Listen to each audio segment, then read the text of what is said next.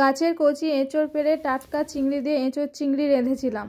দুর্দান্ত স্বাদ হয়েছিল এঁচড় চিংড়িটার। নমস্কার বন্ধুরা, কেমন আছো সকলে? দেখো, আমাদের এই কাঁঠাল গাছটিতে প্রথমবার এঁচড় ধরেছি, তাই অনেক দিন ধরে ভাবছিলাম কবে এঁচড়টি পেড়ে খাবো। এখন এটা খাবার উপযুক্ত হয়ে গেছে, তাই পেড়ে নিলাম। এবার যাচ্ছি কিছু কাঁচা লঙ্কা আর টমেটো তুলতে। আমাদের বাগানে টমেটো আর কাঁচা লঙ্কার গাছ বসিয়েছি, তাই আমাদের টমেটো আর কাঁচা লঙ্কা কিনতে হয় না, এগুলো এখান থেকেই পাই।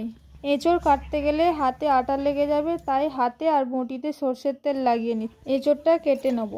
যে কোনো সবজি বাজার থেকে কিনে এনে খাওয়ার থেকে গাছ থেকে টাটকা পেড়ে খাওয়ার মজাটাই আলাদা। এঁচড়টা দেখেছো কেমন টাটকা আর ফ্রেশ আছে? এবার এগুলোকে পিস পিস করে কেটে নিচ্ছি। এঁচড়টা বেশ বড় মতোই ছিল, অনেকটাই হবে। কয়েক পিস আলু কুটে নিয়ে এর সাথে দিয়ে দিলাম। এবার এগুলোকে সেদ্ধ করে নেব, তাই কড়াতে জল দিয়ে 1 টেবিল চামচ হলুদ গুঁড়ো আর 1 টেবিল চামচ নুন দিয়ে দিলাম। কুটে রাখা এঁচড় আর আলুর পিসগুলি কড়াতে দিয়ে দিচ্ছি সেদ্ধ করে নেওয়ার জন্য। অনেকে দেখেছি এঁচড় আর আলুটাকে ভেজে নেয়, আমি এখানে সেদ্ধ করে নেব। একটা বড় পাত্র চাপা দিয়ে দিলাম, যাতে তাড়াতাড়ি সেদ্ধ হয়ে যায়। যতক্ষণ সেদ্ধ হচ্ছে আমি এদিকে পেঁয়াজ, টমেটো, আদা, রসুন, কাঁচা লঙ্কা এসবগুলো কুটে নেব। ভাগ্যিস গাছটা বসেছিলাম, তাই এঁচড় পেড়ে রান্না করে খেতে পারি।